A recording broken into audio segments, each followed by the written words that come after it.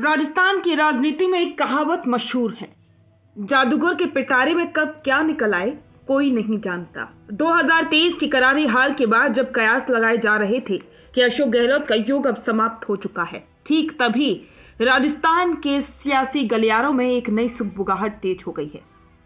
बेटा वैभव गहलोत चुनाव हार गए, पार्टी सत्ता से बाहर हो गई, लेकिन 74 साल का ये योद्धा हार मानने को तैयार नहीं है। क्या सोशल मीडिया पर चल रहा एक्टिव गहलोत कैंपेन 2028 की तैयारी है?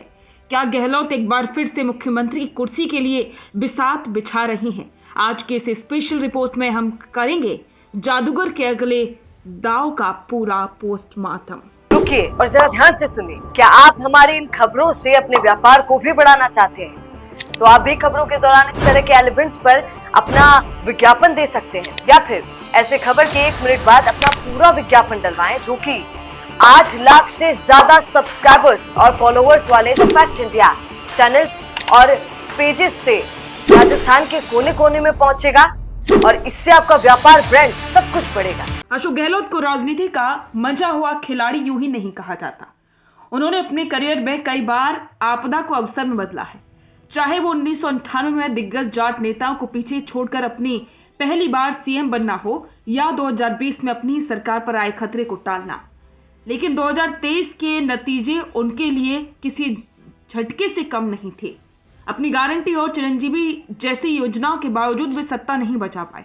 जानकार कहते हैं कि ये उनके मैनेजमेंट की नहीं बल्कि एंटी इनकम्बेंसी और आपसी खींचतान की हार थी। पर जादूगर ने इस हार को अंत नहीं बल्कि एक पोज माना है। राजनीति में हर बड़े नेता की एक कमजोरी होती है, पुत्र मोह। गहलोत भी इससे अछूते नहीं रहे। उन्होंने अपने बेटे वैभव गहलोत का राजनीतिक करियर सेट करने के लिए पूरी ताकत झोंक दी थी। पहले जोधपुर और फिर जालोर सिरोही से उन्हें मैदान में उतारा। खुद मुख्यमंत्री रहते हुए और फिर पूर्व मुख्यमंत्री बनकर उन्होंने वैभव के लिए घर घर जाकर वोट मांगे, मगर नतीजा वैभव गहलोत को दोबारा हार का सामना करना पड़ा। इस हार ने गहलोत को एक कड़ा संदेश दिया। जनता उनके बेटे को फिलहाल स्वीकार नहीं कर रही है, लेकिन यहीं से जादूगर ने अपनी रणनीति बदली। उन्होंने समझ लिया कि अगर उन्हें अपनी विरासत बचानी है तो उन्हें खुद को फिर से फ्रंट फुट पर लाना होगा। पिछले कुछ महीनों से राजस्थान के सोशल मीडिया पर एक ट्रेंड बहुत तेजी से उभरा है, #एक्टिव-गहलोत। ये महज एक संयोग नहीं बल्कि एक सोची समझी रणनीति है। गहलोत अब भजनलाल सरकार की हर छोटी बड़ी कमी पर तुरंत हमला करती हैं, चाहे कानून व्यवस्था हो, पेपर लीक का मुद्दा हो, पूर्वी राजस्थान नहर परियोजना की बात हो, या फिर वर्तमान में चल रहा अरावली बचाओ अभियान। गहलोत सरकार को घेरने का कोई मौका नहीं छोड़ रहे। सोशल मीडिया एक्टिविज्म अब एक आम नेता की तरह नहीं बल्कि शैडो सीएम की तरह व्यवहार कर रहे हैं। संगठन पर पकड़, भले ही वे पद पर नहीं है, लेकिन आज भी राजस्थान कांग्रेस का बड़ा हिस्सा उन्हीं के इशारे पर चलता है।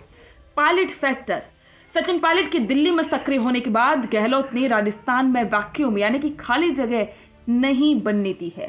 सवाल यह कि क्या दिल्ली का आलाकमान गहलोत को चौथी बार मौका देगा?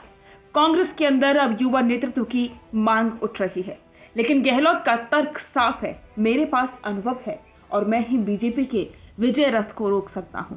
हालिया उपचुनावों और स्थानीय निकाय चुनाव की तैयारियों में उनकी सक्रियता बताती है कि वे 2028 की रेस से बाहर नहीं हुए बल्कि उन्होंने वार्म अप शुरू कर दिया है। अशोक गहलोत राजनीति के वो खिलाड़ी हैं जो तब सबसे ज्यादा खतरनाक होते हैं जब लोग उन्हें रिटायर मान लेते। क्या 2028 में राजस्थान एक बार फिर से जादूगर का कमाल देखेगा, या फिर इस बार उनकी जादूगरी फेल हो जाएगी? आपको क्या लगता है? क्या गहलोत को चौथी बार मौका मिलना चाहिए, या अब सचिन पायलट का वक्त आ गया है?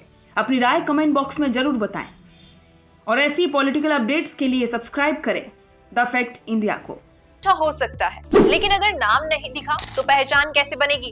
अब टेंशन छोड़िए, द फैक्ट इंडिया आपके बिजनेस को देगा वो पहचान जो पूरे राजस्थान में हर किसी तक पहुंचे। न्यूज चैनल पर विज्ञापन, पॉडकास्ट और प्रमोशन के जरिए आप सीधे 5 लाख सब्सक्राइबर और 10 करोड़ से ज्यादा व्यूज तक अपनी पहुंच बना सकते हैं। तो देर किस बात की, आज ही द फैक्ट इंडिया से जुड़िए और अपने बिजनेस को बनाइए हर घर का नाम।